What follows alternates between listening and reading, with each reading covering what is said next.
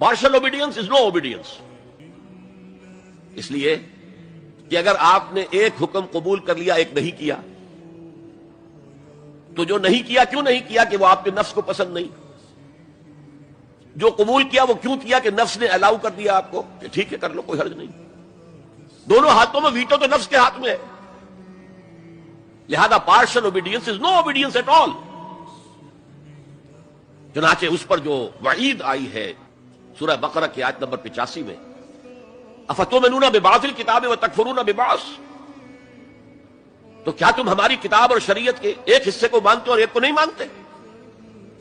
فما جزاء من يفعل ذلك منکم، تو جو کوئی بھی تم میں سے یہ روش اختیار کرے گا اس کی کوئی سزا نہیں ہے الا خزي فی الحیات الدنیا، سوائے اس کے کہ دنیا کی زندگی میں ذلیل اور خوار کر دیے جائیں.